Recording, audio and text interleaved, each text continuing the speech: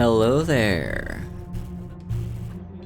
and welcome to Sea of Thieves. Not doing Skyrim today, cause I wasn't in the mood, and you're allowed to just do things as you wish. No, don't have to be in the mood for them. I've been severely addicted to this game.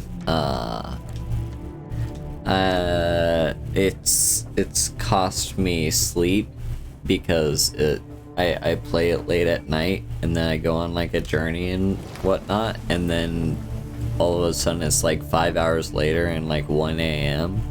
So yeah, it's a fun game.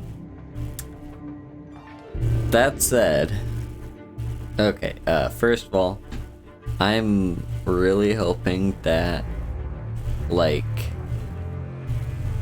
the stream doesn't crash or have any issues or anything, because I have literally no way of knowing if it will or won't half the time.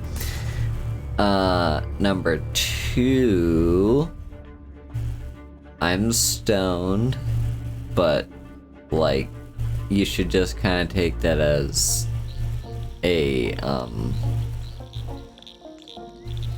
a given at this point. Like,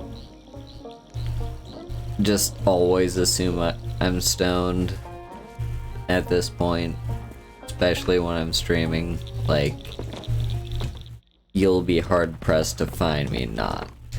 Anyway, so yeah, this is basically the game that it's been my go-to game. Anytime I have gaming time, this is what I play. So I also have a confession to make. So I've talked in the past about my anxieties when I play this game.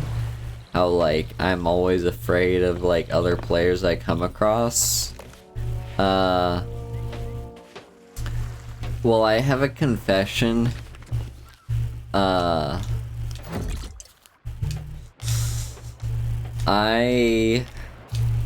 This game has turned me into a monster. It's turned me into the very thing that I fear. Because last night when I was playing,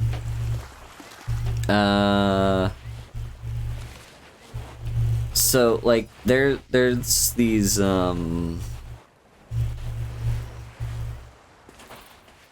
mind me just looking for potential messages in a bottle or whatever. Yeah, no, basically, like, my biggest fear in this game is other players. They terrify me. I never have good expectations whenever other players show up. I always have my guard up. Sometimes it works out, sometimes it doesn't. But yeah, so basically what I'm getting to is the reason I don't trust other players is because other players will be assholes. Like, the likelihood of them actually being friendly is slim to none. So last night I was doing a mission, and where like I had to park my ship and go dungeon diving, not dungeon diving, but like I had to go underwater to collect some like treasures and whatnot. And when I came back up, there was not just another ship parked in front of my boat, but another player had climbed aboard my boat. Now, I've noticed in just general observation that that is just a thing that most players will do. Whether in PvP or just in the very rare chance that they don't have ill intentions towards you. Yeah, like, people will climb on your boats. Like, in PvP, like, they'll try to distract you with, like, their main ship. And while you're distracted trying to take out the main ship, another player will have jumped off, and swam, over to your ship, and will cause havoc. They'll like try to kill you, and which they're usually pretty successful at doing. And in that 1 minute 30-second timeout, whatever, while you're dying, they will fuck your shit up, completely storm your ship. And the fucked thing is, a lot of players that do that, they won't just be nice and merciful and just sink your ship. No. They will take over your ship and basically just spawn camp and kill you the moment you spawn in every single time. It's really, really annoying and I hate it. So what we are going to do today... Oh, right, to finish up my story. So, basically, I've turned into that kind of monster. Because my distrust of other players is so, like, significant and, has completely overtaken me, I came up to my ship. Another player was on my ship, and they'd parked their ship in front of my ship. And my reaction... Oh, hello, sexy. We got ourselves a quest. Yeah, my reaction was not to assume that they were friendly, and that they were in fact hostile. You know, makes perfect sense, because literally everyone in the Sea of Thieves is and always is hostile, right? So that turned out, well, here's the thing. I have no idea if that would have been the case or not. But I fired the first shot. This guy was being very considerate and nice, and like actually repairing my my broken anchor thingy, whatever you call it. This thing, the whatchamabobble. He was actually fixing it for me. And as he was doing so, I shot him and killed him.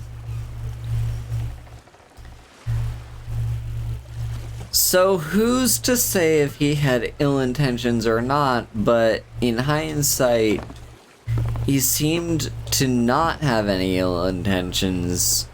But then the moment I did that and killed him, I basically marked myself as a hostile. Regardless of if he himself was going to attack me or not, I attacked first. Which led us into a pursuing chase where basically I was running away. Like, you would think if I was the person that attacked first, that I would be the one that wanted to engage in the PvP.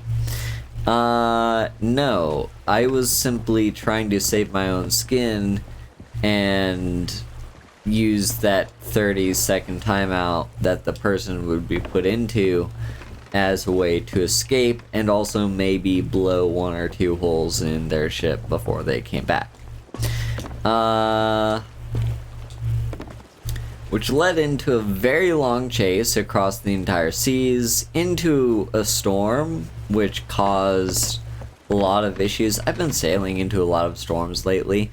It's not a smart thing to do. Only sail into storms if you are prepared, because those things will fuck your shit up.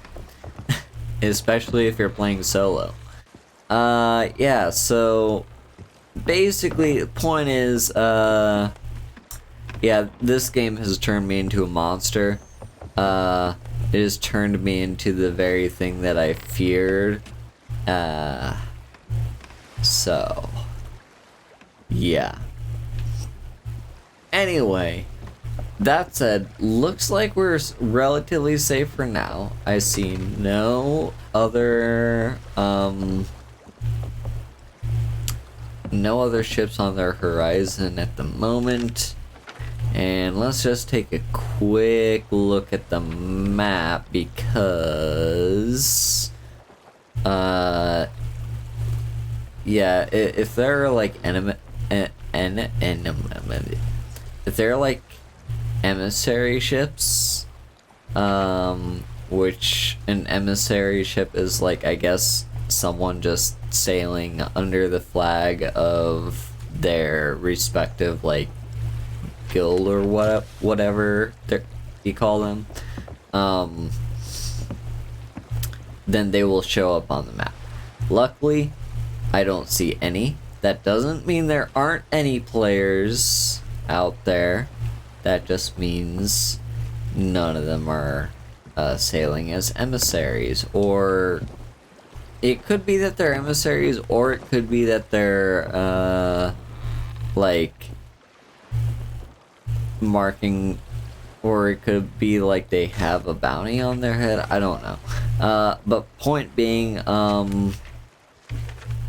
I like the system where if someone has killed another player and sunk their ship and taken their goods, that they will appear on the map.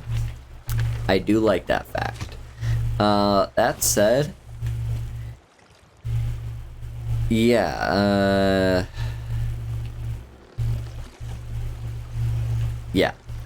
Anyway, so here's something that I wanted to do. So I've been like trying to build up my pirate reputation, because the season is, well, the season ends in 12 weeks. That we've got a long ways to go before that happens. But yeah, no, I'm trying to like do the weekly trials stuff. So this one I'm gonna try to do as best I can. So buy low and sell high to make the maximum possible profit from commodity crates. I haven't done proper research into that, but at the very least, from what I can tell, you can see what commodities are in demand at each merchant alliance location. I've been doing a lot of stuff for the merchant alliance, by the way, and the reason for that is, if we look into our reputation, so yeah, these three right here, the Gold Hoarders, Merchant Alliance, and Order of Souls, those are the 3 easiest guilds, I guess you can call them. they're the 3 easiest ones to boost yourself. I really have no idea how to boost Athena's fortune, like, intentionally, because they don't seem to give you quests. You just have to come across it. And Hunter's Call is really just there if you're into fishing. If you like the fishing in this game, Hunter's Call is there. It's very easy, kind of slow to grow, but it is what it is. But yeah, now the main 3 are going to be Gold Hoarders, Merchant Alliance, and Order of Souls. They're the easiest ones, and they give you quests that are fairly easy to fulfill. So yeah, I've been doing a lot of Merchant Alliance since they're the only ones that I haven't gotten to 30 yet. And in order to become a Pirate Legend, you need to reach like 10 promotions in 3 different guilds, which, since I believe there's a promotion every 5 levels, that means you need to reach level 50 in 3 guilds. So we're getting there. Anyway, on to the actual season though. Yeah, look at our weekly trials. So High Seas Trader, we need to buy low and sell high to make the maximum possible profit. I've never done that before, so we're gonna be doing that today maybe. And merchant coffers, I don't know how to find those. Maybe I'll use Google or something to like search for how to find merchant coffers. But anyway, yeah, that's the rundown. So, our plan for today, we did pick up a quest, and we will do that quest. But I would also like to take a look. Beware, perils await. How do I find out what you guys want?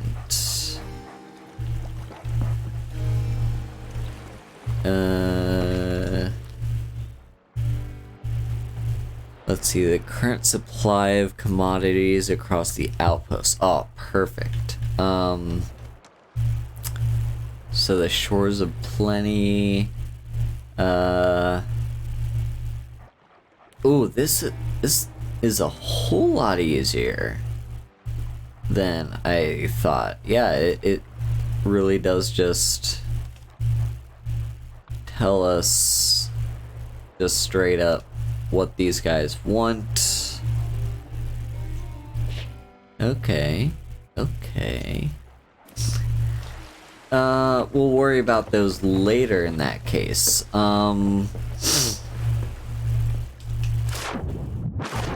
What I will do is let's just get started on our quest, shall we? I've got my quest over here. Found on Crook's Hollow. Okay, so have to go to Crook's Hollow. Also, just a second here. I'm being a little bit paranoid that my stream's not working, so I'm gonna try to find it here on.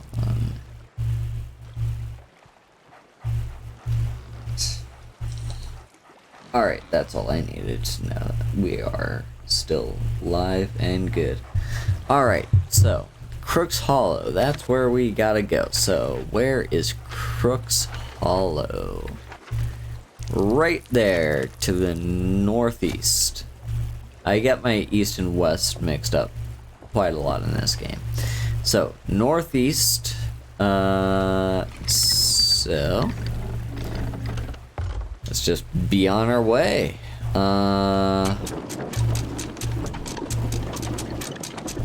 Yeah.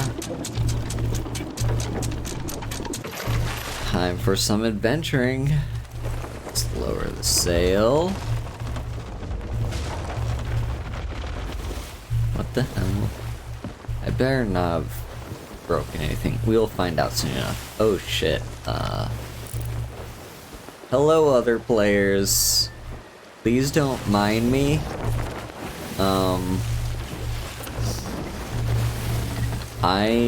I don't want anything to do with you. I swear to God if they fire their cannon. Now, so the key is, when you're playing this game, the key is to not get attached. Anything you find is, you know, a bonus. It is not like... Because the thing is, you'll always get a new ship. You will always respawn. You never lose anything except whatever loot you find during your journeys. So...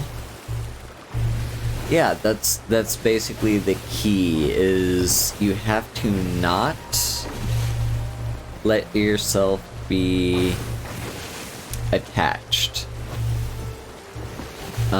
Because if you do get too attached to whatever stuff you have on your ship, you're going to lose it and cry. Anyway, good news for us, they don't seem to be giving chase. It seems that they were just very wary of us, and so they did kind of like, you know, kind of how animals always have this defensive reflex where even if they don't have hostile intentions, they like try to make it seem so to drive away predators. Yeah, that was basically the maneuver that they just pulled there. They were just making themselves look big so that if I did have any hostile intentions, newsflash, I didn't, but, you know, good on them for scaring me off. Anyway, that should be Crook's Hollow right there, I believe. Now, my worry is what if they actually do have hostile intentions, like in the long term. They could just be pulling into port to sell some shit, but it's entirely possible that they will actually be trying to follow me. Please tell me that's a fort. Okay, good, that is a fort.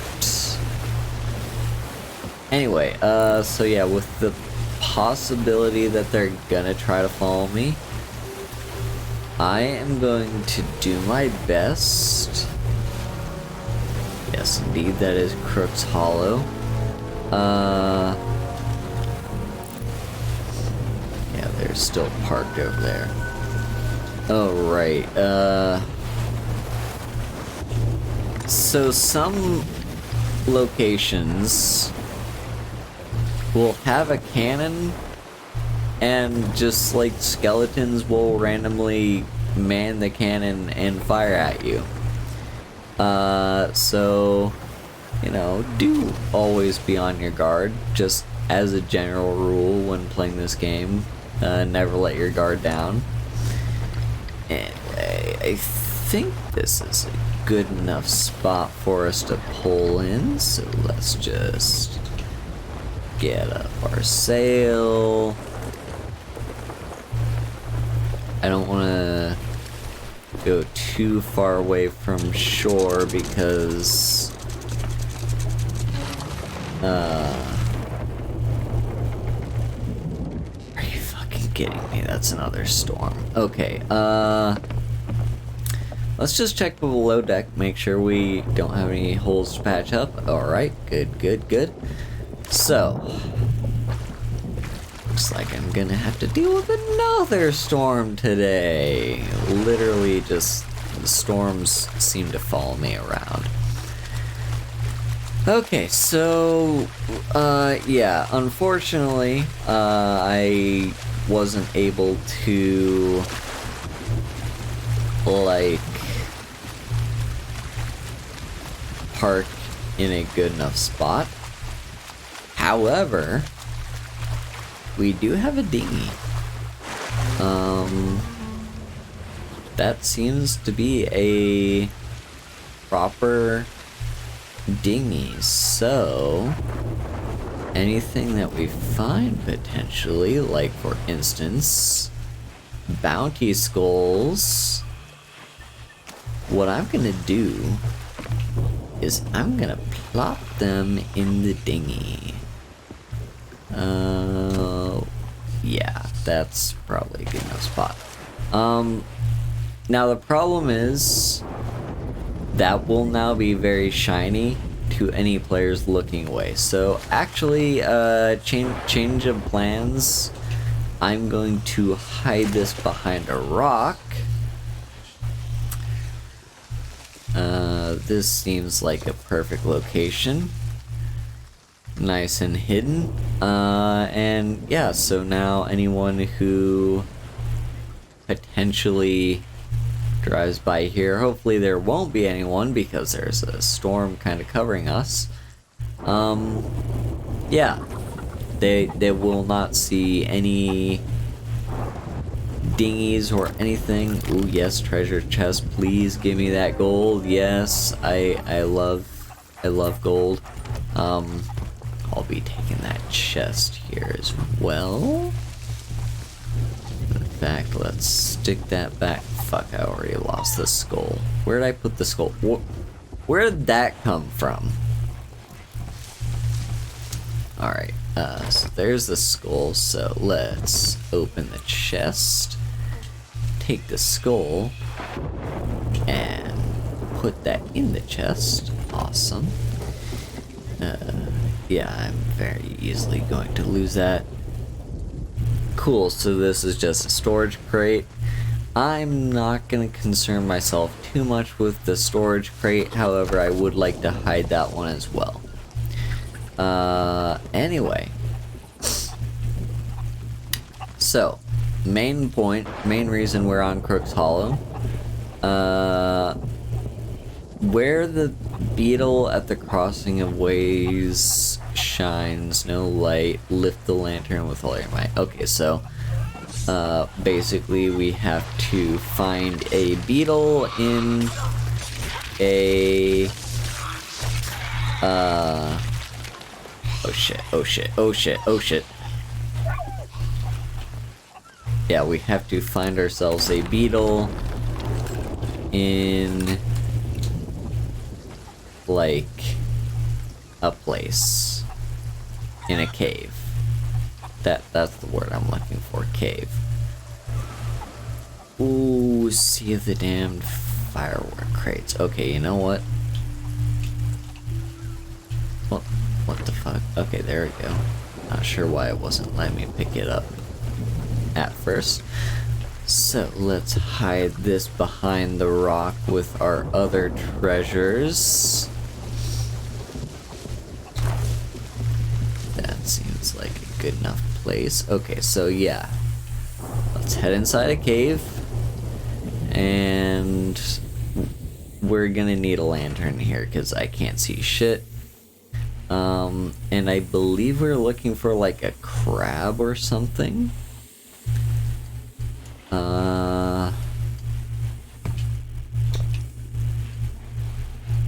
Also, since it is now raining, I will be wanting to check back on my ship at some point just to make sure everything's fine. I hear a lot of hissing.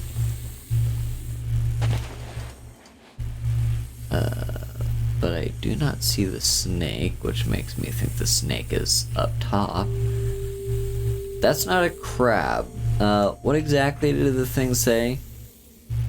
The beetle. The beetle at the crossing of ways. Huh.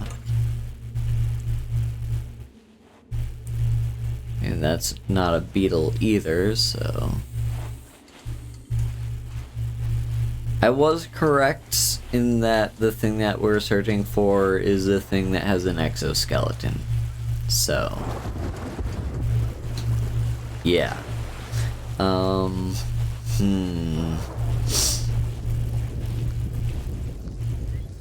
Anyway. Oh, here we go. Aha. There we go. Okay, doesn't seem to be any enemies nearby. So at the endless lizard, painting sunlight does not reach. Reading this. Okay, so we've already seen the endless lizard. That one is an easy one.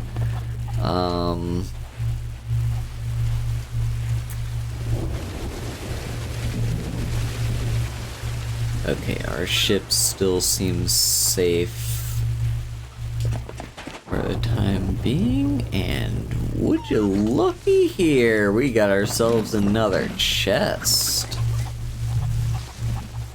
Gonna put this with our stash. There's our stash. Alright, so back into this cave. That's where we found the infinity lizards or whatever. And so right around here, all we have to do is pull out the map. And there we go. Alright, so now what's our last clue? At the sunstone in the bay,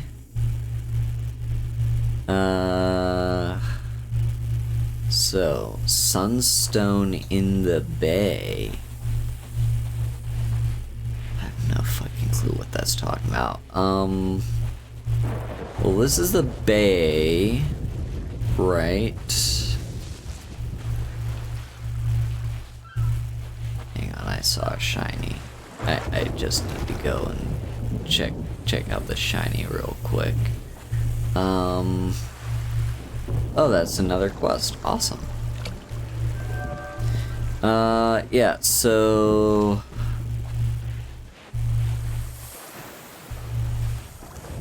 sunshine in the bay. What?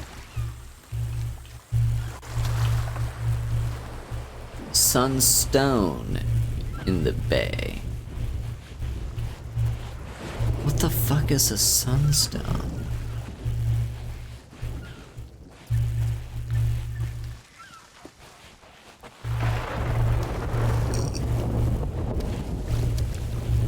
Hey buddy, you don't happen to know what a sunstone is, do you? What's a sunstone? Anyway, I'll help myself to some ammo.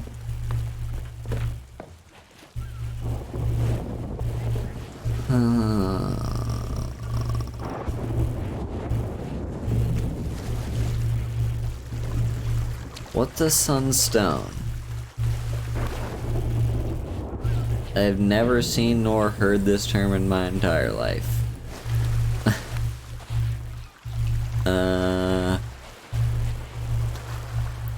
I mean, my assumption would be like that looks like a sunstone to me.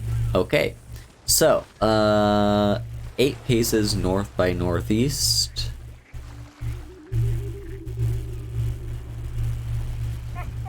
Sorry, I definitely heard footsteps. Okay, so 8 paces north by northeast. So fine, north by northeast, 8 paces.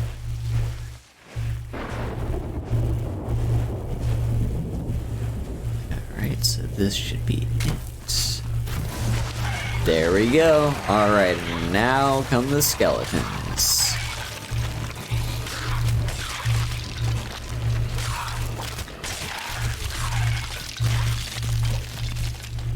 That wasn't too bad. Alright. Uh-oh. Oh no. There's more. We're not done here yet. Oh shit.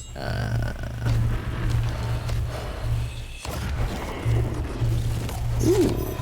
I have not defeated phantoms much. Well, there we go. Let's chow down a little bit. Yeah, they mostly drop ammo pouches. If you're lucky, they'll drop, like, anything else, but, yeah, no, it's mostly just the ammo pouches. Alright, there we go. Treasure chest. I will happily take that gold. Let's close you and pick you up. Yeah, so the reason why I usually take the gold out of the treasure chest is because there is no guarantee that this treasure chest is ever going to make it back to, like, a place where you can, yeah, there's no guarantee that you'll be able to take the treasure chest back to, like, port or whatever. So, yeah. Anyway, how's our ship looking? Our ship is still looking fine. I'm seeing no signs of any hostiles. Okay, now, hopefully we can just plop the stuff in the dinghy and have that not be an issue. But do be careful. Okay, where the fuck did I... There it is. So remember, there's a few different treasures. Let's just plop that down there as well. I'm hoping this works. I don't see a reason why it wouldn't, but there's a slim possibility it won't. Alright, so let's just stick you down there. Like, in theory, right, this is the intended way of transporting goods, is just stick them in a dinghy and sail away. Alright, so let's just hope we're good. Alright, now just even strokes. Oh, fuck off. Well, that is definitely another ship.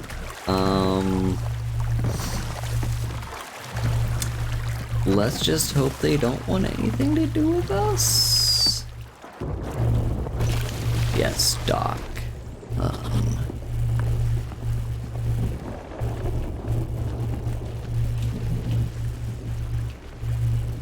Where'd this ship go? Okay, there they are. They don't seem to want anything to do with us, so I'm going to call that good.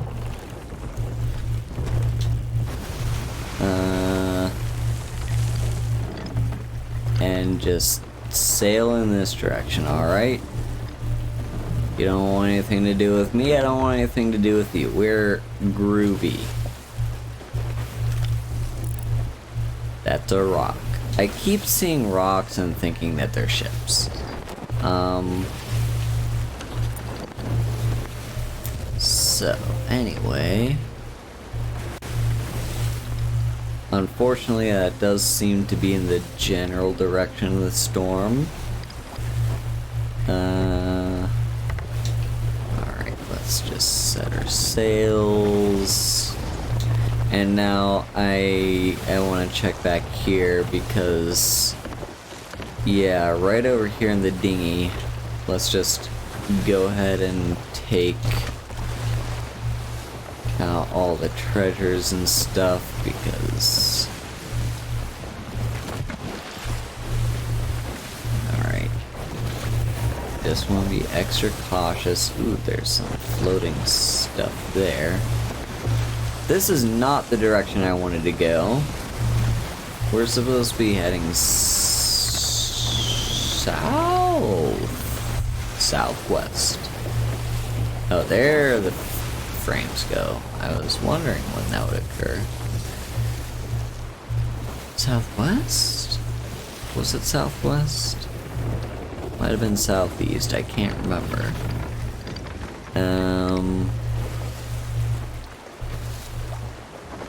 Is that it? That might be it over there. Wait a second.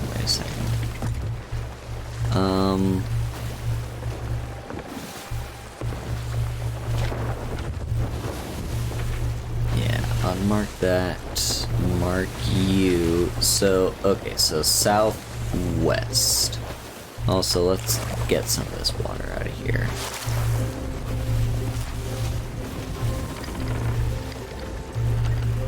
I think that's it right there. The one to the left of the archway.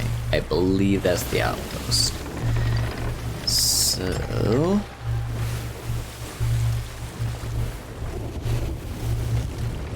Man, I miss having a crew. Like, don't get me wrong. I love playing this game solo or IRL, but not IRL. Or just like with other players. I do love it. It's a great experience, even though it is also stressful sometimes. But that said, there's one thing that I can just never get past.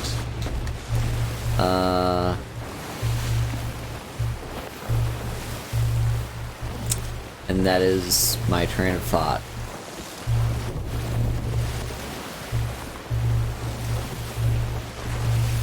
I can't remember what I was gonna say.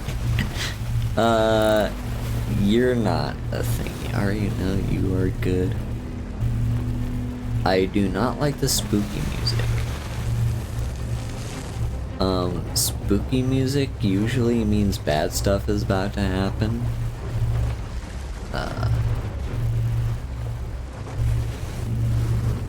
Oh shit, that's a kraken. Fuck. I've never fought one of you.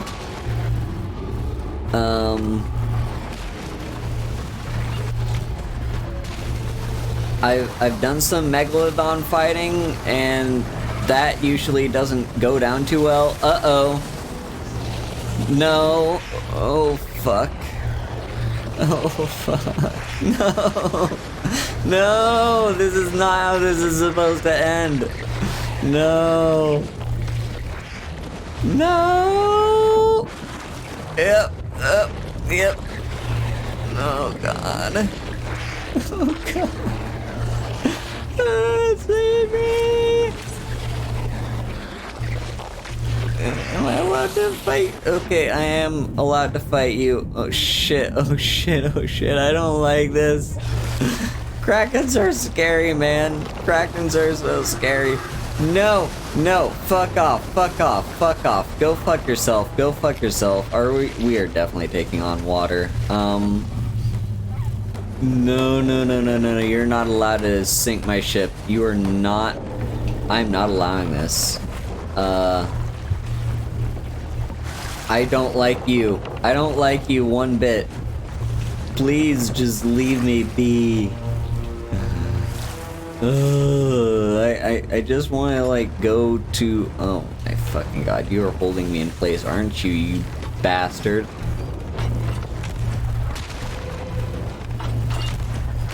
Alright.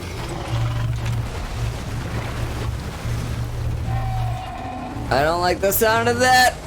I don't like the sound of that at all. Alright. Come here, you fuck. Oh, fuck you. Oh, we're taking on. Oh, that's a lot of holes. That's a lot of holes. Come on. Come on. Just patch it all up, it'll all be fine, we'll all be groovy, we will kill the Kraken, and there will be nothing for us to worry about, right? Right? Oh my god, we're gonna die. We're gonna die. Alright. that is all my wood used up. I need to get more wood. And possibly more cannonballs. Oh, definitely more food. I'm just gonna, like, shoot you. Oh, yep. There it is. Knew that was gonna happen.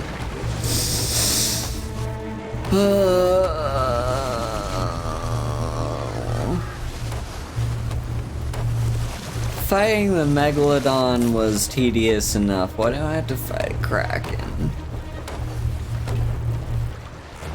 I didn't even have to fight the Megalodon. I just did. And it did not turn out well. Jesus Christ, how many tentacles do you have? I need cannonballs.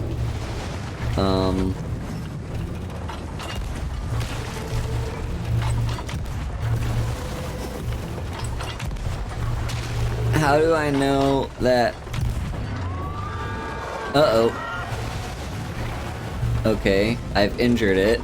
Again. Oh, I don't like the look of this. I don't like the look of this at all.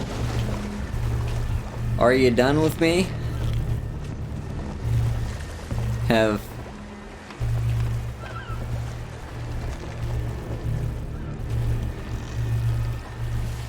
Okay, so the music is still creepy.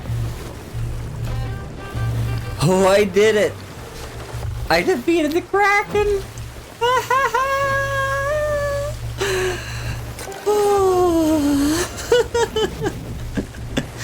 Okay.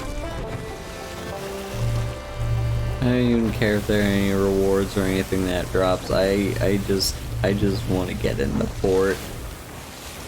Although that does look a bit rewarding right there, doesn't it? You know what? Since the seas seem relatively safe for right now, I will, once I see where the thing is, where'd it go? Where was the shiny, presumably Kraken-based there it is. I'll just go and grab it in BRB. Hopefully no other players show up, and also hopefully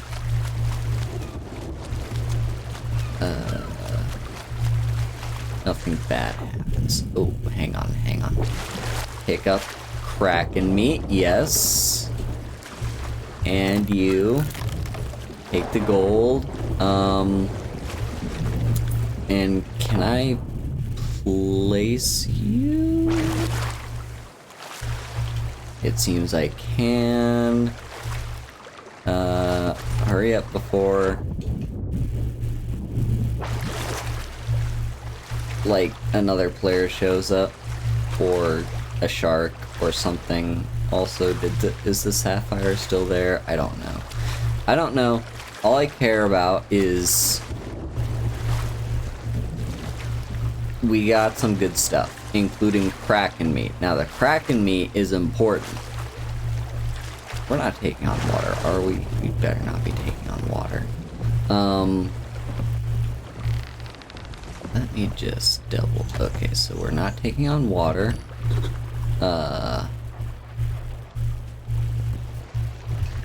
Whatever. I'll deal with whatever in a bit.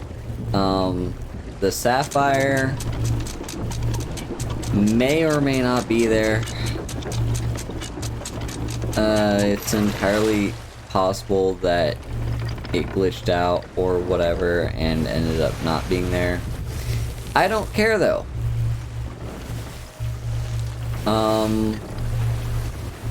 All I care about is the Kraken meat. Yeah, plunder outpost. Because, you know, sapphires, like, those gems and stuff, like, they show up and they exist. They're fine. But, you know what they, like, it's not every day that you fight a Kraken and win. And so I'm assuming that taking out this Kraken will mean that we can get ourselves some nice extra bonuses with one of our guilds. Alright, hang on. Furl the sail all the way. Let's just bring the ship around. Okay, we can give a little bit of sail, just so that we're moving.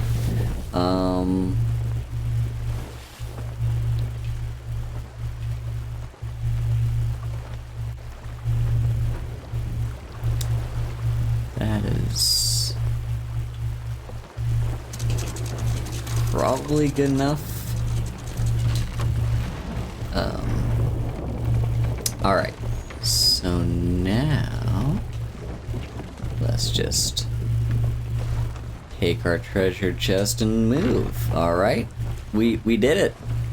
We done some stuff. Alright, so first things first, I want to see if I can sell you these. No, I cannot. Okay, well, it was worth a shot. So Devil's Remnants. I mean, I don't even know. Will you take it? You will? Fair enough.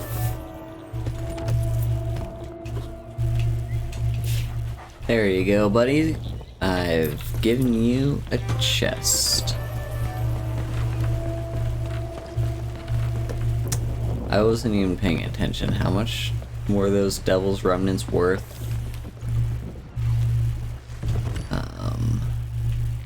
Okay, we'll worry about that in a moment. Okay, the Sapphire Gem is there. Good. I wasn't too concerned if it wouldn't be there, but you know, just an extra added bonus that it is.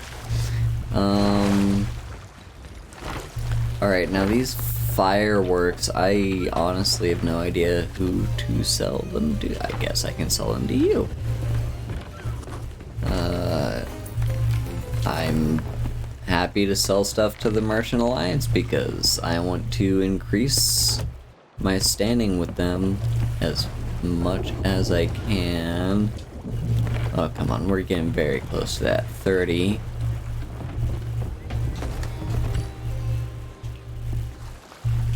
Alright, I know I can sell you that. I will not be able to sell you the bounty skull, but that is fine. I'm just gonna head on over to you guys. You'll definitely love that. Excuse me while my dog pees on you.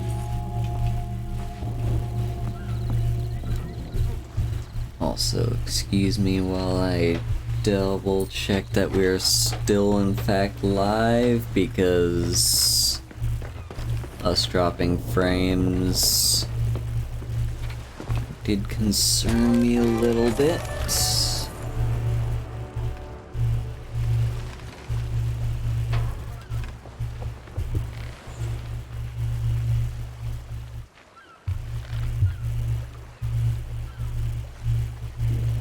Aha. I see.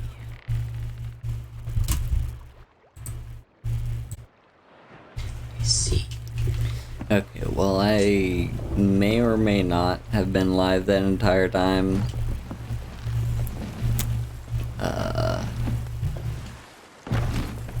It would be really unfortunate if my fight with the Kraken was not recorded. But whatever. Life gives you lots of lemons sometimes, and what do? You just bend over and take it. And last thing is these bounty skulls right here.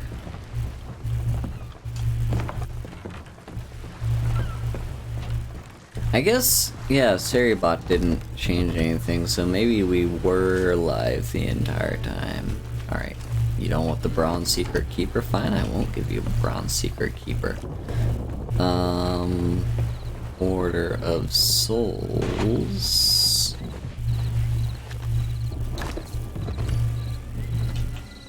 You want the Hateful Bounty Soul? Ooh. I've earned an achievement. Alright, anyway, you probably take that. Yes, you will. And you will also take the treasure chest.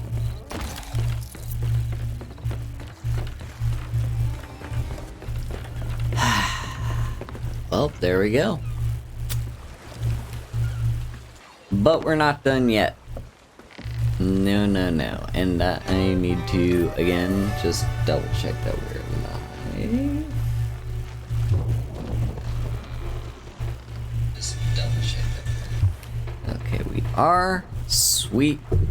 So, here's what we're gonna do now. You see this big hunk of meat right there? Well, what we're gonna do with that is need to find a trading post. The finest trading post will do. So that is just going to be like west northwest. All right. So make sure that is indeed turned, because we do not want to hit the dock on the way out.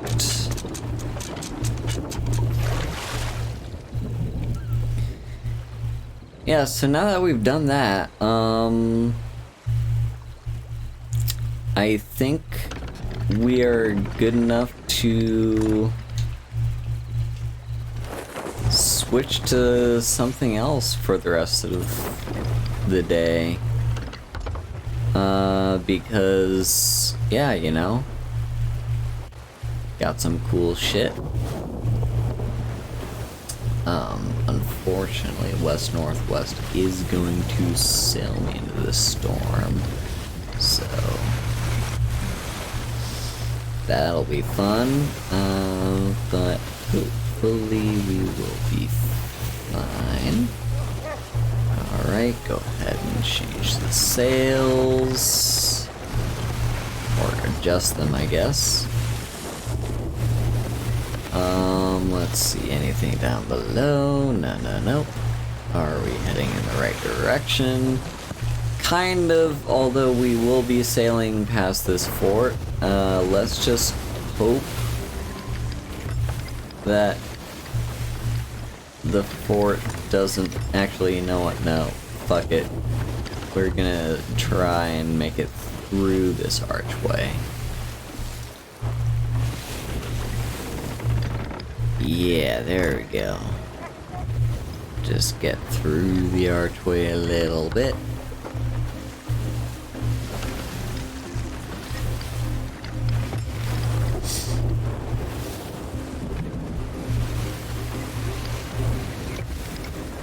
Nice. Just like to prove I'm a good navigator. I'm bad with words. Yeah, I'm a decent navigator. There we go. Anyway. Yep, we are indeed heading in the right direction. So yeah, these trading posts. Yeah, so the plan is basically for the rest of the stream, I'm just gonna like, oh right, there's that, Treasury of the Secret Wilds. I'm gonna check where that is.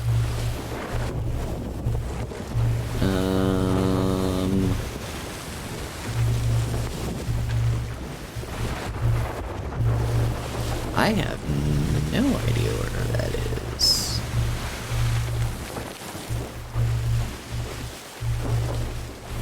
that is nowhere close by to me, so I'm going to not worry about that. Anyway, yeah, I gotta take the wheel now because the winds are getting strong.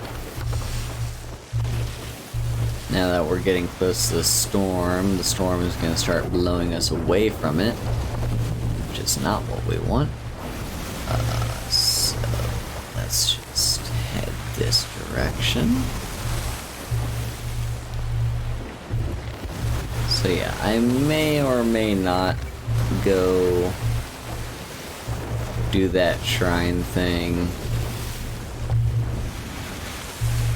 Like, those can typically get you good loot, but they also take a long time to do, and I'm not sure how long I want to do this for.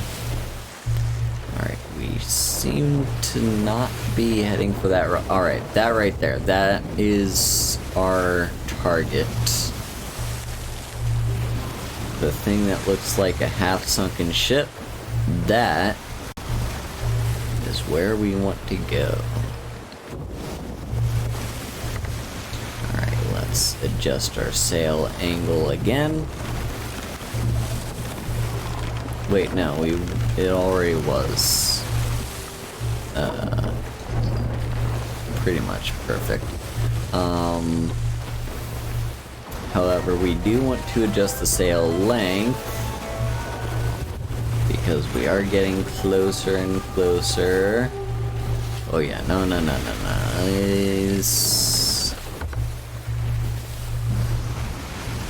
Swing ourselves around.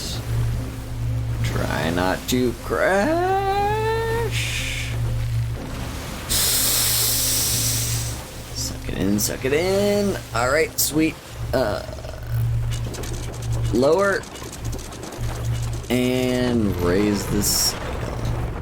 There we go. Nice and perfect. Alright, how are we looking below deck? Just a little bit of water, nothing to worry about. Alright, so let's cook this Kraken meat. So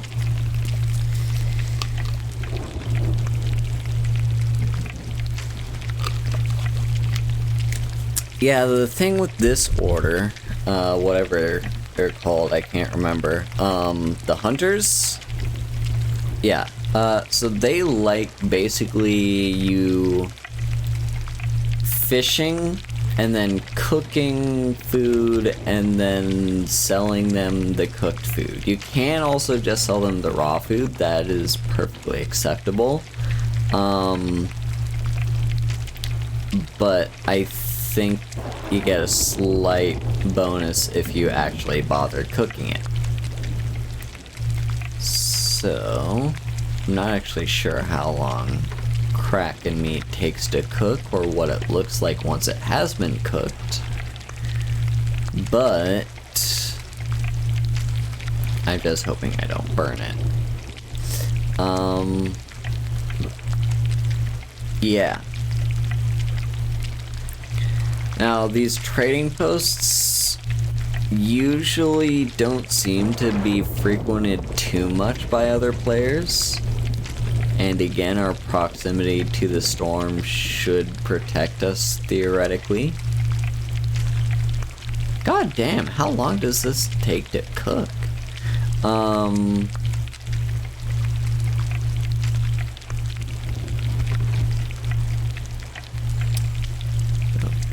Okay, it is changing colors. Is that like good? Nope. Still needs a little bit more time.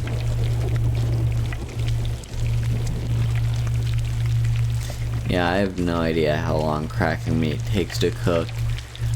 Usually with like generic fish, all you have to do is wait until the fish turns white, and then it'll start turning golden brown or whatever. And the moment it turns like golden brown, that tells you that it's like perfect. This Kraken meat is very hard to tell because this is my first time ever cooking it.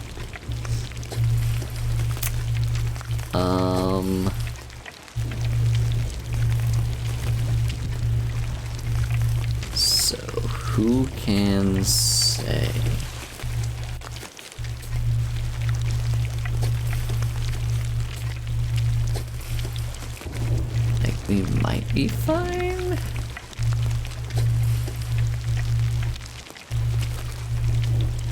Like, what part exactly am I supposed to be looking at? And I really don't want this to burn either.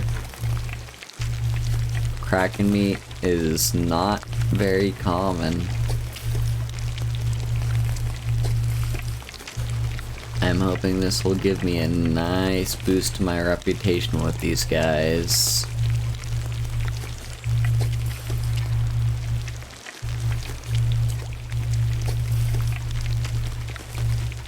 Okay, seriously, this is taking forever. I have no idea.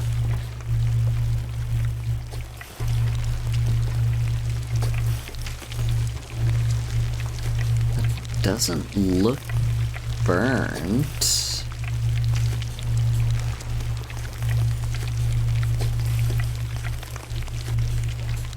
You know, I'm impatient. Oh, apparently that was perfection. Okay. I will take your word for it. I've never seen or cooked Kraken meat before. Anyway, I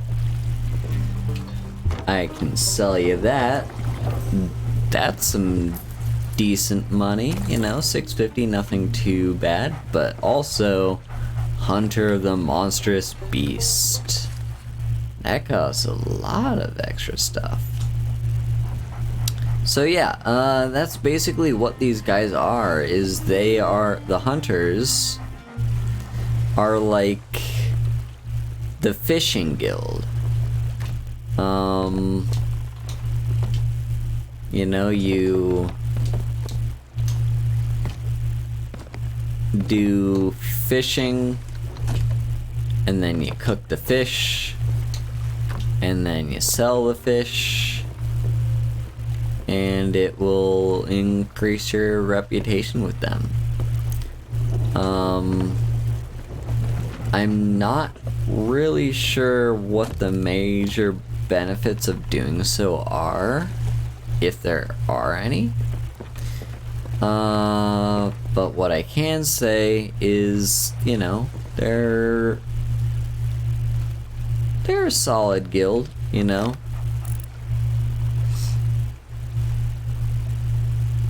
The hunters are, yeah. Just sailed from my father's, have ya? Actually, let's take a look here. What do you have?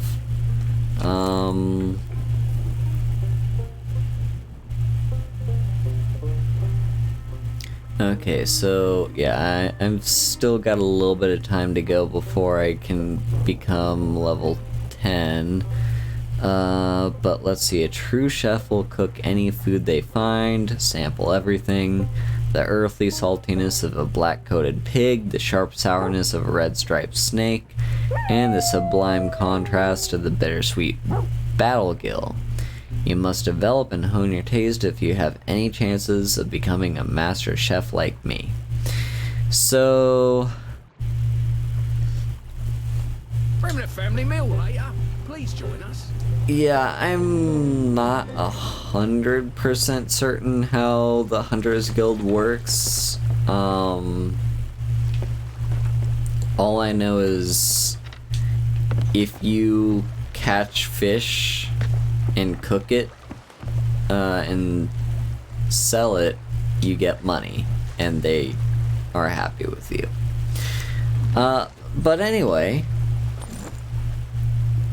so most of you have probably never seen the fishing game that this game has, because, you know, there's other stuff to do on the high seas. It's a little bit intricate, but also very simple, so it's not that big a deal. First thing, you do need to clear out at least one food slot, so make sure you're not full up on food. So once you have your fishing pole out, you can pull up the bait menu, and that will give you bait. and then you cast the line. Now, you don't have to use bait. You can very easily just get fish without using any bait whatsoever. I've done it a few times, but so yeah, I'm not really sure what exactly bait does. Anyway, now we've got a bite, so what we do not reel the line in. What we do instead is tug in the opposite direction of the fish until the fish tires out. And then while the fish is tired out and catching its breath or whatever, then you start to reel it in.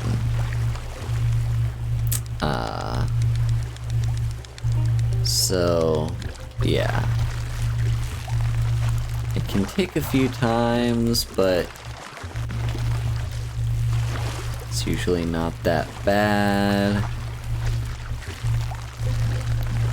Just keep going, and then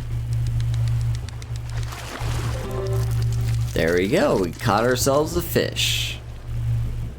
So now what we do is we take that, and that counts as food, so that's why you need the one food slot open, because otherwise you wouldn't be allowed to take it. And now we just start cooking it. I'm not sure if turning in cooked fish like increases your reputation more than the uncooked fish would. I think it sells for more, but that's like the only thing that I really know. But all I do know is, like, just when I was interacting with the Hunters Guild, they were like, hey, cook everything that you catch and turn it in. So here we are. Yeah, just basically cook the fish, hand it in, and we get a little bit of money.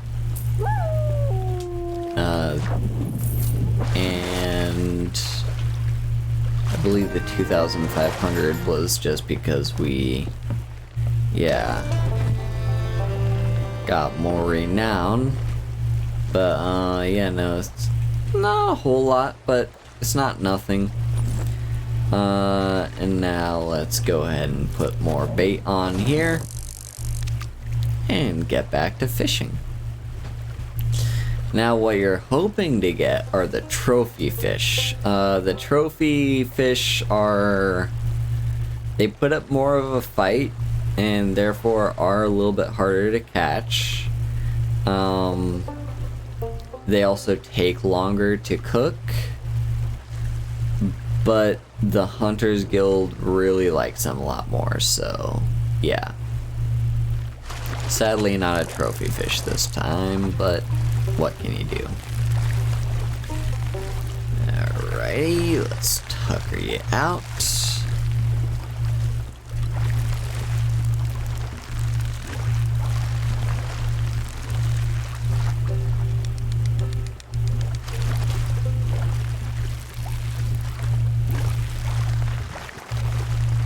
So yeah, like, I just think it's kind of cool how Sea of Thieves is this game, like, there's just a lot of different things you can do, you know. If you want to hunt other players, you've got the Reapers. If you want to, like, hunt basic enemies, you've got the what do you call them, the Order of Souls. If you want to just do some treasure hunting, you got the Gold Hoarders. And if, like, trading in goods interests you at all, then you have the what do you call them? Merchant Alliance. They're all pretty interesting. I will say one thing that is kind of annoying is how the Merchant Alliance actually has, like, time limits on a lot of their stuff, while the other guilds don't have any time limits. Like when you're delivering crates of goods, the fact that it has a time limit is a little bit annoying. Like, it kind of makes sense. I can see it making sense, but it's still a little bit of a nuisance. Anyway, yeah.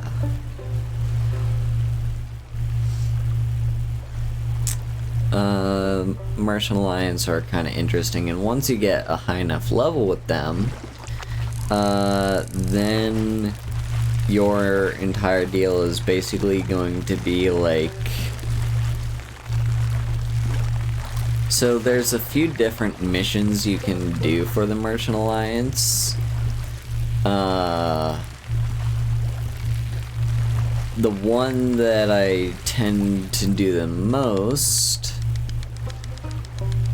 is like just straight up delivery. Like, a person at that trading post has stock, and then you just bring that stock to whoever it's supposed to go to within a time limit, and that's it. You're done. Easy money, and easy Merchant Alliance reputation. That said, I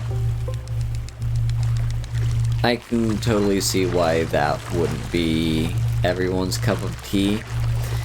Then you have the super annoying quests with the Merchant Alliance, which are, they basically, I don't think I've done a single one successfully, and it's because they basically just amount to like catching pigs or snakes or whatever and handing them in, and I don't know about you, like, I get quest markers in games are like a nuisance or whatever, and people are always like, oh, you're so small brain, you need a quest marker, and like, haha, yeah. This game doesn't have quest markers, I will point out. It just tells you to go to a location, then you have to find the location on the map yourself, and then you go to that place. But when a mission just tells me to get something, and it does not tell me where I may find that thing, I do get a little bit annoyed at it. Like, nothing too serious, like, it's fine, but still, like, I don't know. If you want me to do a thing so bad, like, at least tell me where I can do the thing. That's my personal opinion. But yeah, no, that's why I don't typically do those quests. They're just kind of what they are. But yeah, no, so I mostly do the delivery quests. But there's also another quest that you unlock once you reach, I think, level 20 in the Merchant Alliance. And this one is... it's an interesting quest,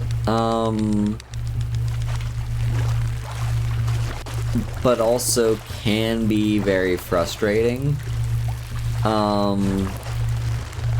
basically, it's like the synopsis for the quest is another ship was sent on a course to deliver some goods to a place, but said ship got lost and you need to track down the ship.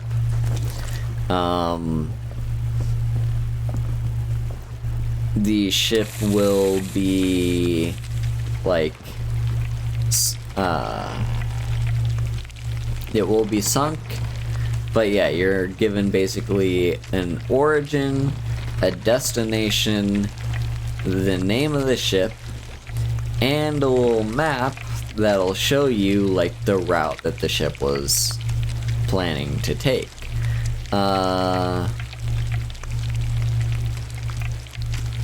And basically you have to keep an eye out for certain clues.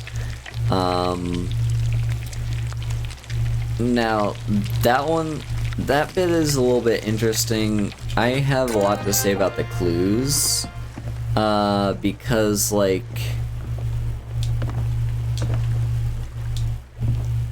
I don't know, just like the clues don't feel like clues to me half the time. Like, half the clues are just saying, oh, I can't wait until we do this thingy, whatever. Or like, oh, it'll be cool that we're doing this because soon I will have money. But sometimes they're helpful, like it'll say like an island that they plan to visit next, and that can kind of lead you in the direction of that island. Or the especially helpful ones, in my opinion, are the like where it tells you a location, like a specific coordinate. Because a great thing about the map in this game is that it does have like coordinates, you know, it is a grid. So like, you know, go to G17, so you find G and you find 17 and boom, you're there. I wish local maps had that function, because sometimes it can get a little annoying when you're hunting for treasure, and like landmarks can only do so much for you in that situation. If you can't work out the landmarks, you're pretty screwed.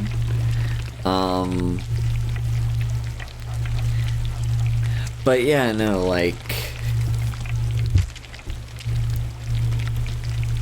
it's interesting. Yeah, the quests are interesting, but they take a long time to do, and they may or may not be, like,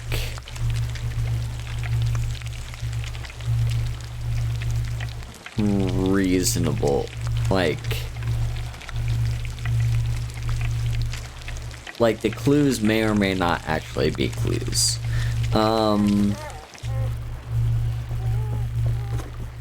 So what you really want to be looking for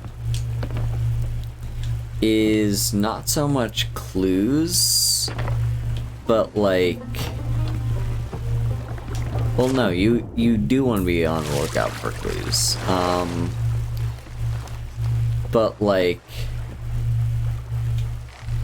I don't know what I'm trying to say. Basically, the key to doing those types of quests is you need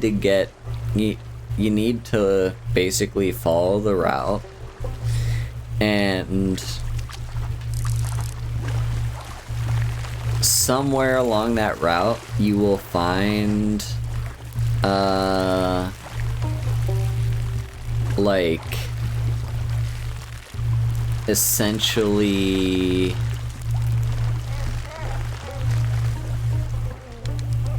what do you call it? Like,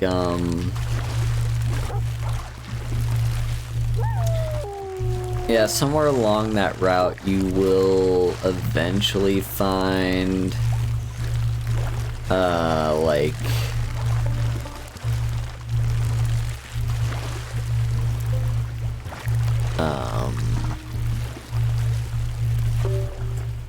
seagulls or crows, like circling birds basically.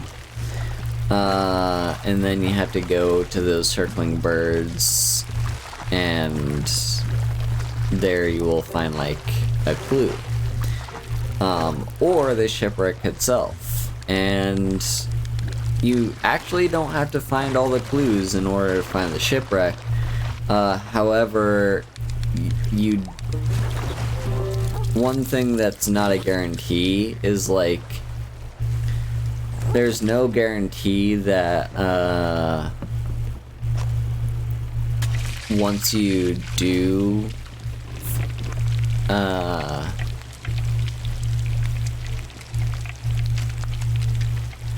so, like, there'll be 3 clues, and the ship itself, and if you find the ship, all you have to do is go down, find the manifest or whatever, which is usually sitting next to a skeleton who is presumably the captain, and boom, quest complete. You don't even have to turn anything in.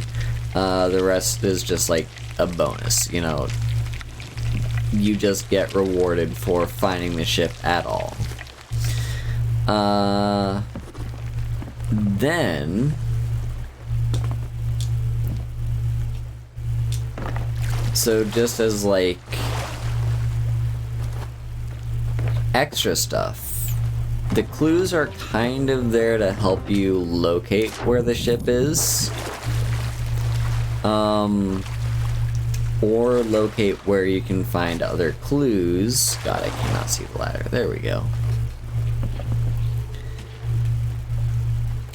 Yeah, they might show you where you can find more clues, and when that is the case, one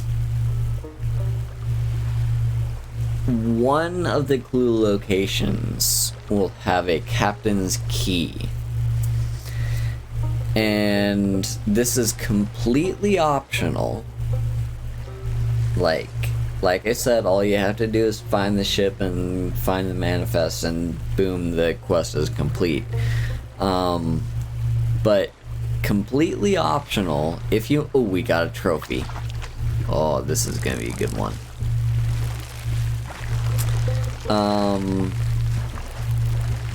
Yeah, it's completely optional to, like,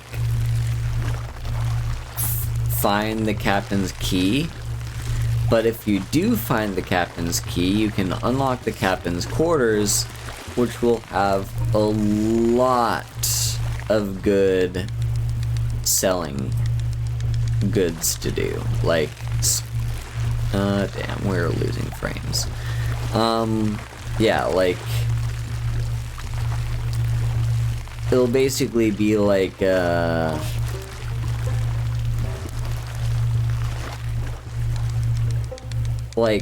I only managed to do it once, but it was like a bunch of crates of like, silks and sugars and tea and like all kinds of good stuff. So of course stuff that the Merchant Alliance will like if you turn it in, and they'll give you solid money for it. But yeah, just like,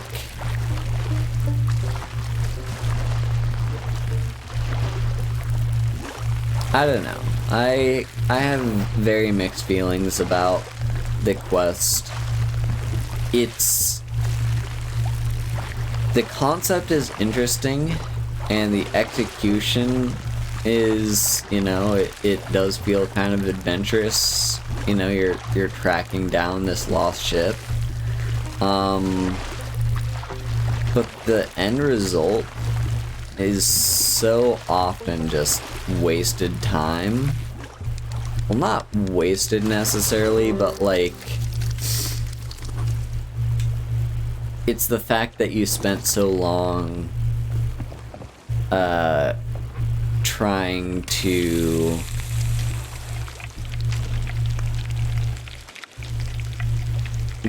like, it's the fact that you spent so long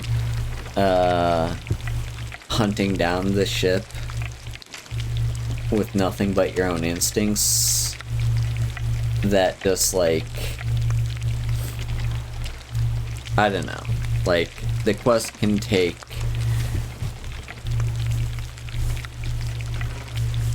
a couple hours depending on how good your perception is.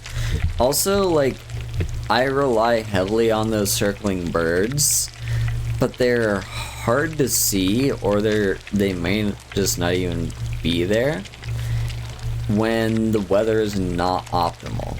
Like, if there is any sort of fog or rain, or even if it's nighttime, like, there's no guarantee you'll be able to see the circling birds. So basically, yeah, you're just kind of screwed. The game will not be nice to you. Anyway, yeah. Point being, I've got mixed feelings about that quest, but it's fine, and I'll still do them. They're just a lot more time consuming than the simple delivery jobs. Anyway. Hey, we leveled up. Let's fish off this side of the ship for a little bit. Wait, no, shit. I did not mean to do that. Hang on. Okay, there we go. I want to bait it. There we go.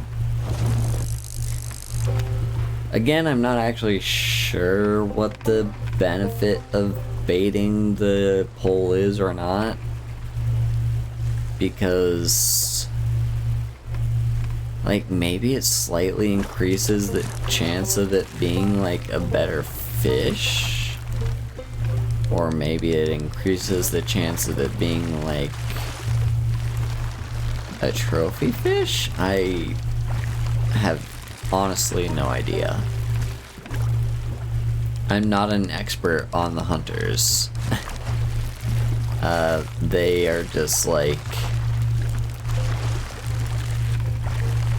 a guild that exists.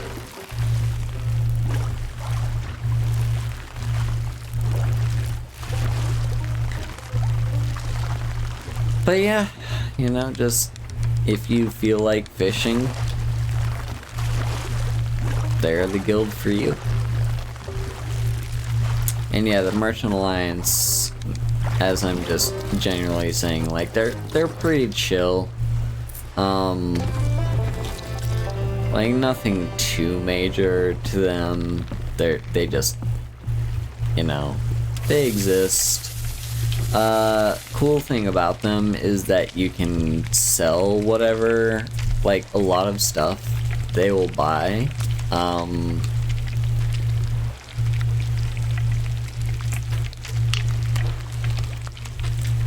Like they'll buy gems and like stuff like that, so they're pretty chill in that regard. But also just out in the wild, you'll probably come across some sort of commodity that you can just sell to the Merchant Alliance, and when you do, like, yeah, it's just a thing. Come on, ship, there we go. No, come on. I had that jump. Yeah.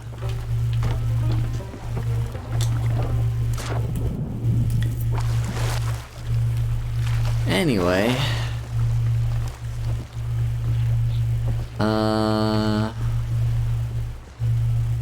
Let's see here.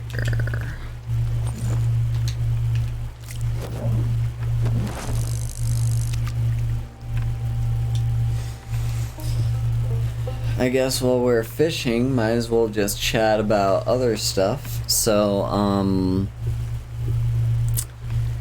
Megaton Rainfall, I haven't touched that game in like a week, but I have a very strong feeling that I'm getting close to the end. It's a... oh, shit. It's a trophy indigo. Oh, this is gonna be so good. This is gonna be a good one. But yeah, no, Megaton Rainfall, still fun game, still definitely recommend you go play it. It's fun. That said, in other news, a lot of my free time recently has actually been spent watching, like, anime.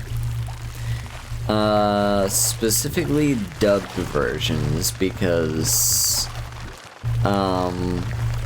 I know in the past, whenever I watch anime, I would, like, always go for the sub, but in this specific instance, I just kinda have to go for the dubs, because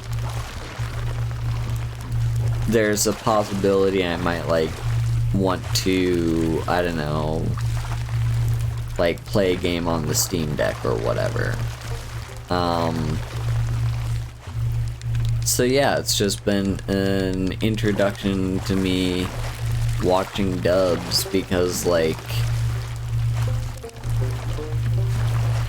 that way I'm allowed to just kind of, like, listen, and I don't really have to pay that close attention. But yeah, specifically, what have I been watching in terms of dubs? Well, I've watched, I can't even remember what the first one that I was watching was, but I eventually got around to watching, rewatching, that is, Overlord. And Overlord is, like, it's a really good show. Like, a lot of the problems I have with some other anime, I don't really have with Overlord. And the problems I do have with Overlord, because I do have some problems with the show, they're pretty minuscule. Overlord is just overall a solid show. Like,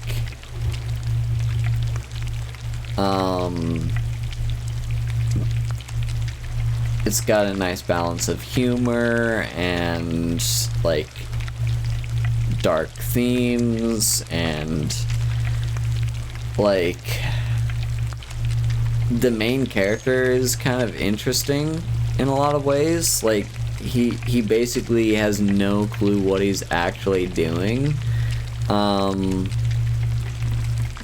He's just kind of pretending, you know, he's role-playing, which makes a lot of sense, because, like, that's kind of what he did before he got sucked into the game, is that, you know, his character was just role-playing. So yeah, if you don't know the synopsis of Overlord, basically, it's one of those, like, isekai anime where, like, a person playing a game gets sucked into the game and like they're trapped there.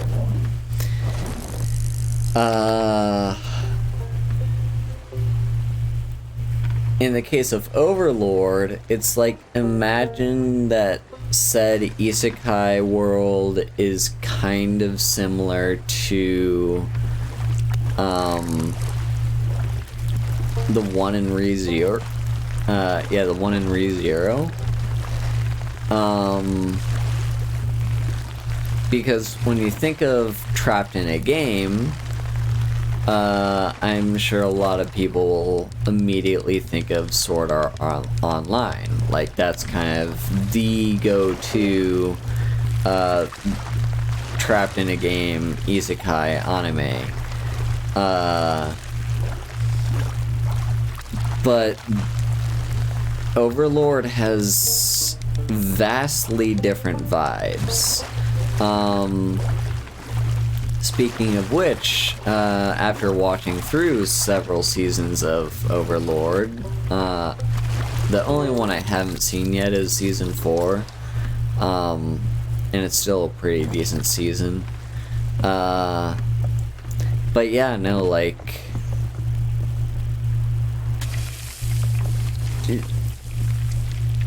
I don't know, it's just like,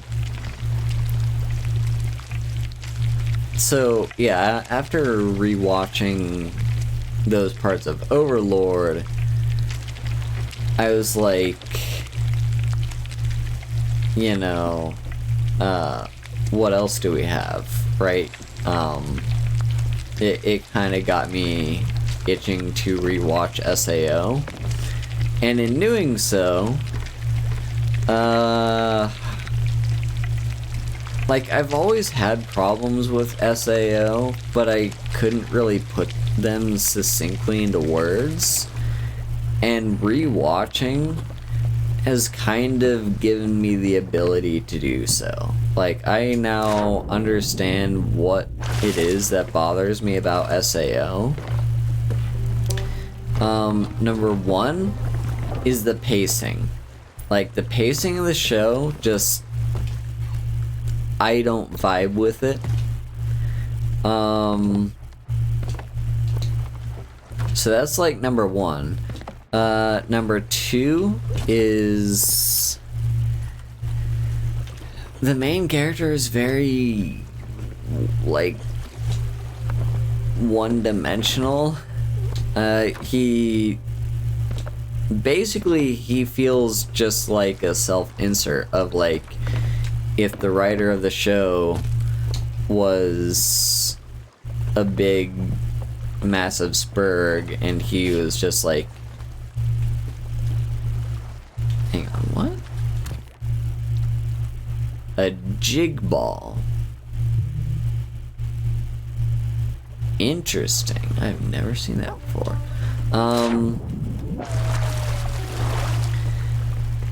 But yeah,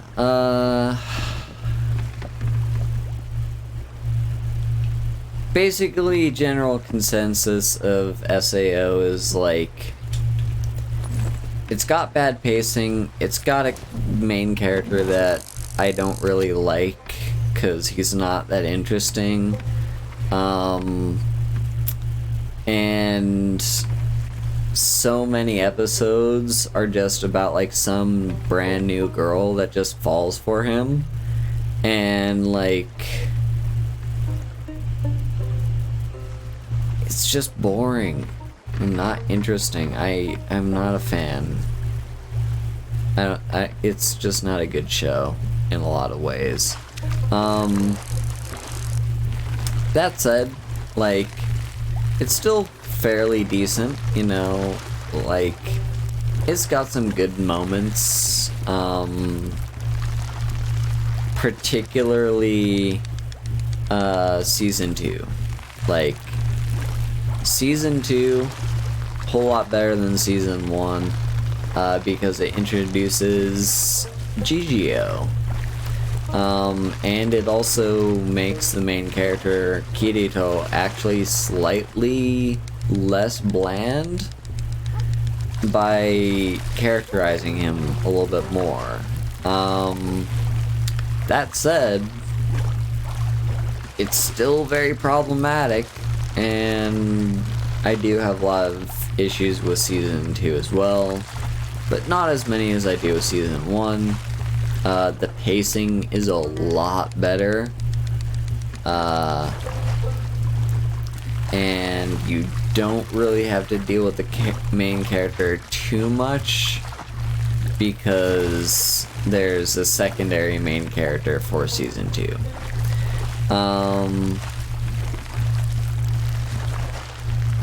So yeah, you know, it's... yeah.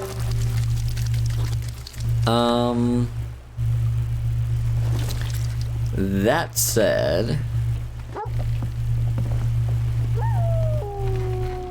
just, yeah, the main takeaway is...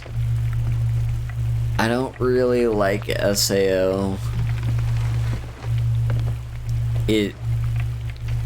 I used to like it way back in the day, and after rewatching it, it's like... I have several problems with it, and I can actually put those problems into words now. Yeah.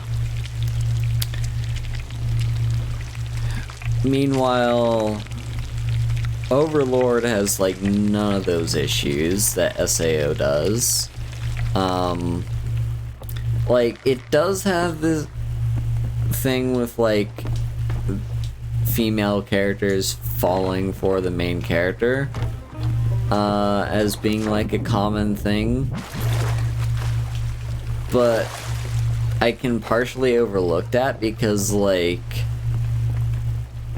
I mean, part of that is just like he's kind of like a godlike character in the world, and these people that fall for him are like attracted to his power.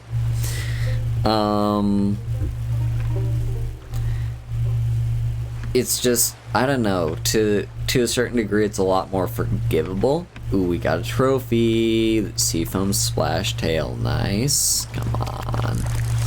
Alright, so yeah, it's just, I don't know, the pacing is better. The plot is a little bit better as well. I will say, like,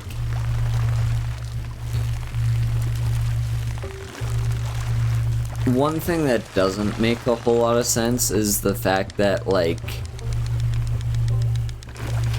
in Overlord, once he gets sucked into the game, like, his world is not the gaming world, is not the world he was used to in the game. Yggdrasil, I think it was called.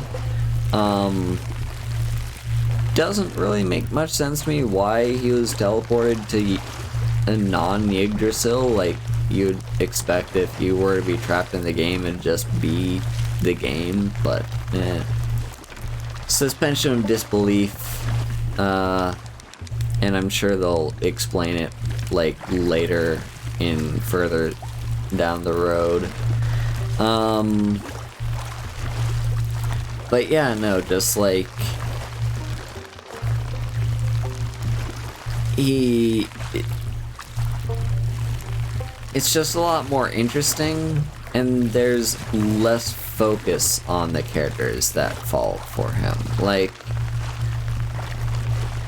those characters that do fall for him are powerful in their own right. Like a succubus and a vampire are very powerful beings that, yeah, just like, they have a right to kind of fall for the main character in a lot of ways. Meanwhile, take on like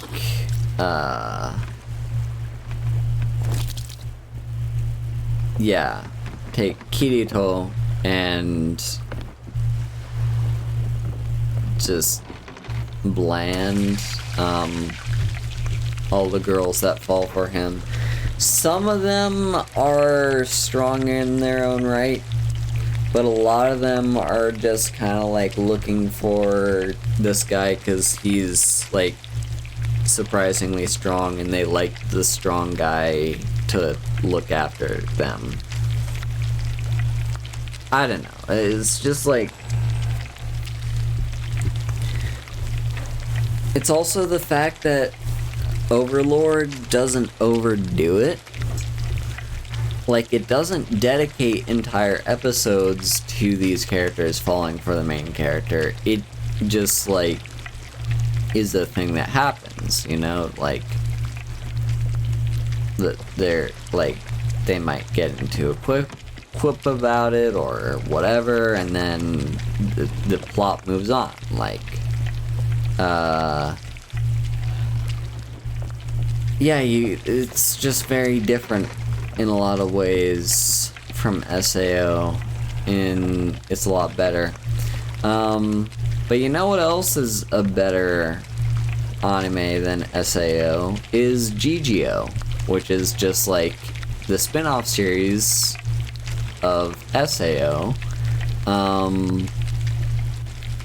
The difference being that, like, completely different characters, and completely different writing. Like, the pacing is very different.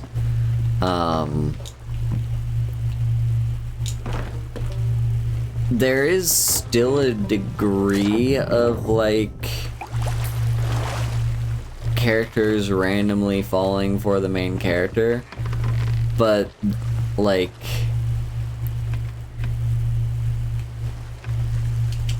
I don't know, the way they do it is a little bit more forgivable, in my opinion. So yeah, just, I don't know, GGO, whole lot better than SAO. They need to make another season of that one. We are currently only sitting on the one season. But yeah, let's see. Also, I should note, I did not bother rewatching the entirety of SAO. I just rewatched like the first half of the first season because, you know, that's like the main namesake of the show. The second half of the first season is dumb and stupid, and they just like unnecessarily drew out the reunion of Kirito with like this character he's in love with. Like, they could have very easily just not done that, but no, they just had to make the show extra rapey. But, you know, whatever, it is what it is, and yeah,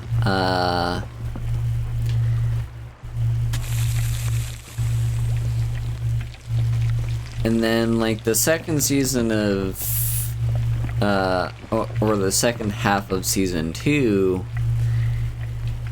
that was an interesting one, like, and it makes sense. It's not necessarily bad, like, the story's pretty okay. It's more just like, I don't know, like,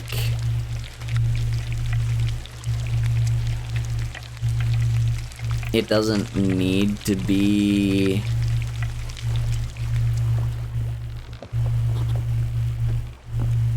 it doesn't really add anything, I think. Well, like, it kind of does. It adds in the fact that, like, you know, people who have disabilities can find freedom in games that give them the ability to move around and whatnot.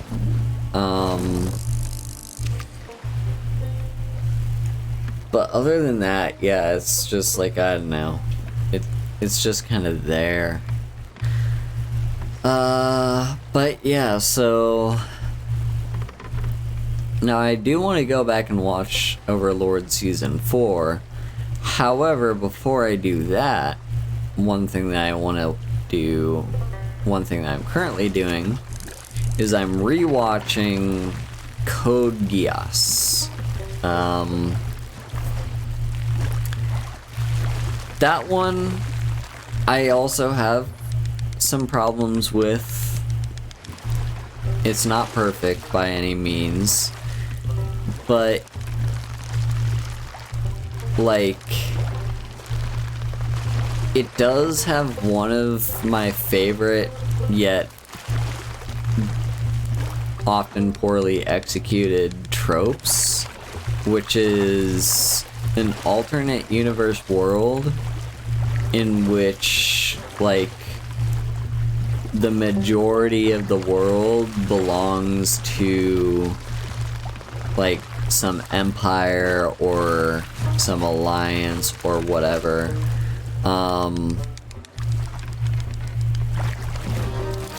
So yeah, it's like not that, oh shit, fuck.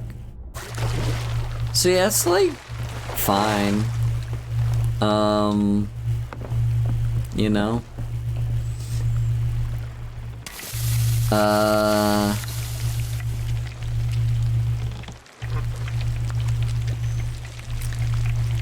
I think, like,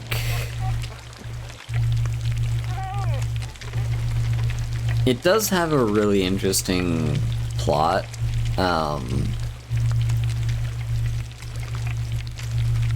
Season 1 for me is kind of bland because it focuses too much on, like, the school life. And I'm not into this show for the school life. I'm into it for, like, the, like, rebellion and, like, plans to overthrow, like, the most powerful empire in the world or whatever. Like, I don't know. That's just how I feel about Code Geass. But yeah, no, it's also, like, I watched it after having, so before I came to Japan, I remember rewatching the first season, and so I think I vaguely remembered enough of the first season and how it ended to, like, watch the second season, just jump into that. And, you know, I did.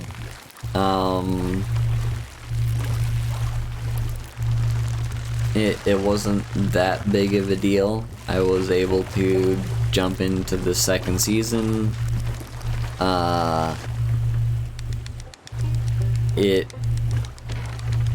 One thing that I completely forgot when I was rewatching that second season was this character Yuffie. Like, I'd completely forgotten her role in the first season, and so, like, when they keep bringing up what happened with her in the second season, I'm like, oh right, that's what happened. Because, okay, so spoilers for those interested in watching the show. Yuffie is a princess, and she is kind of put in charge of the region, I believe.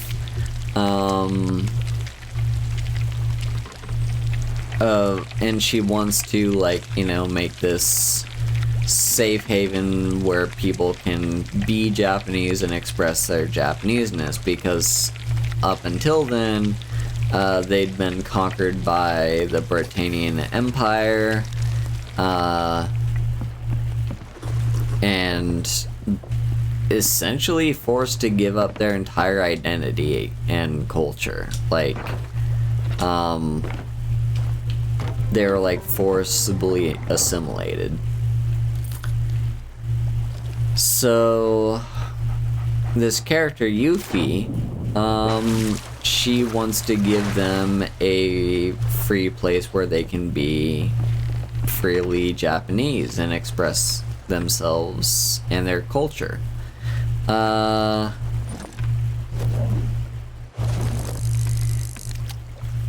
That does not go well, because... So, like... I don't remember precisely how this happened, but... So the main character, Lelouch, he is a, like, forsaken... fallen... prince or whatever. Oh shit, we got ourselves a trophy. Yeah, he's like this prince, son of the emperor. I think the 17th son or something. I don't know. The emperor has a lot of kids. But yeah, son of the emperor. However, he cares about his sister, Nunnally, and also, like,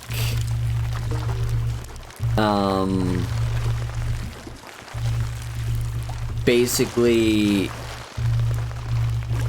it's not that he cares about Japan, necessarily, but rather he's using Japan as a staging ground to take the fight to the Emperor.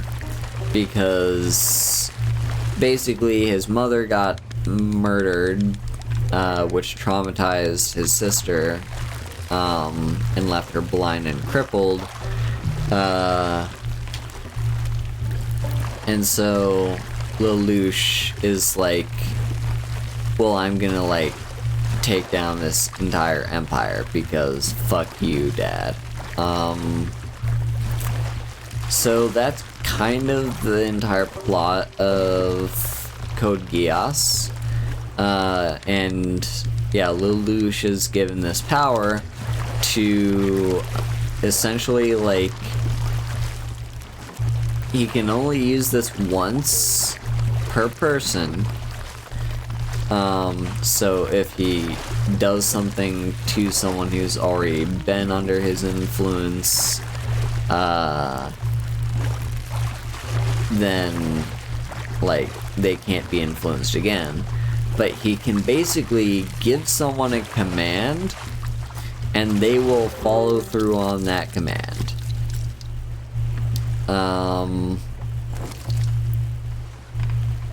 So, yeah, it's a very powerful ability. But towards the end of Season 1, he starts to lose control of it, like, when he uses it. Because, like, his entire deal is essentially, like,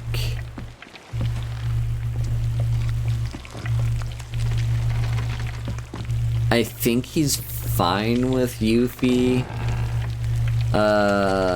setting up this zone for, like, helping all the Japanese people, but then he, like, I don't even remember how, but, like, somehow he, like, slips in a sentence like, oh, kill everyone who is Japanese.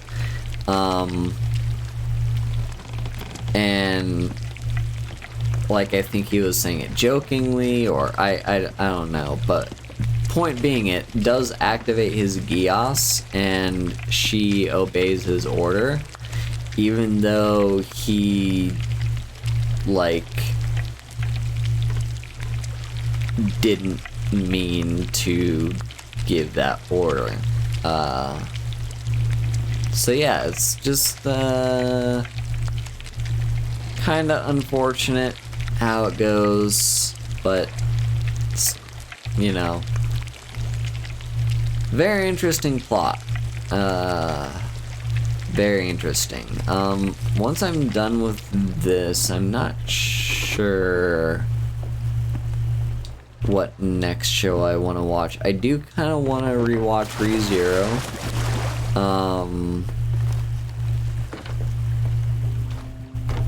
Yeah, I know. I got a few possibilities.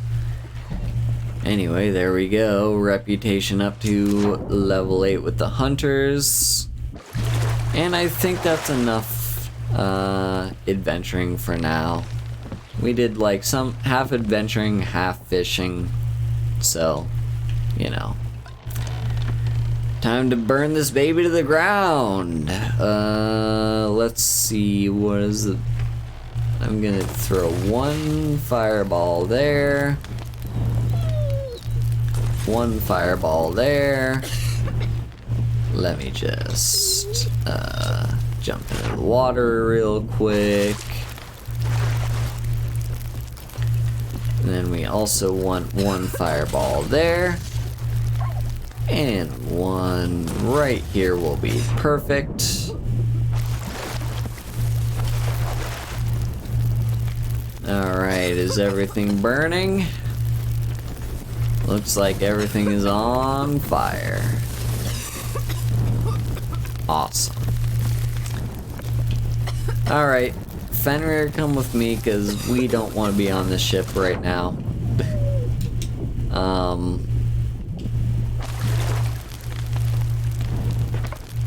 There you are, you're on the dock. Perfect. So, yeah. By the way, as far as Sea of Thieves goes, I will, at some point, once I have enough of the in-game currency to do so, name my ship. I don't know what to name it yet, though. So I may be pulling that at some point, or something. Who knows? But yeah, I think now is as good a time as any to wrap things up.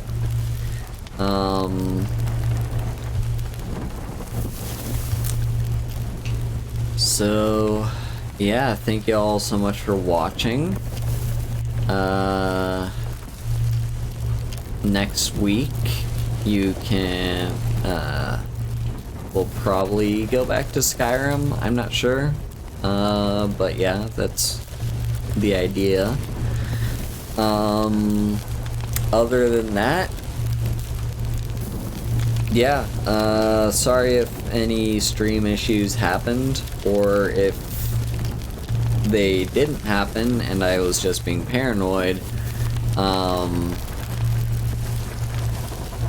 And so I reset the stream for no reason, and that caused issues.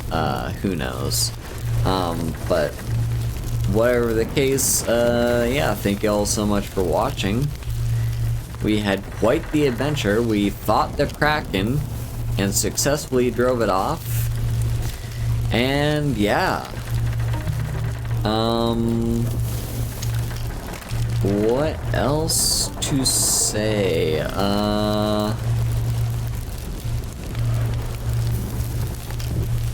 In a couple weeks will be my birthday week, and I have some stuff planned for that week. So keep an eye out for that. And yeah, I don't know what else Well, you know the drill. You know, follow my links. Which will be right here in chat. There you go. Those are my links. Head over to my card where you can find everything and all the ways to support me. So yeah. We are going to find ourselves some— oh fuck, I forgot to fire off fireworks. Whatever. Yeah, so, I'm going to find us somebody to raid.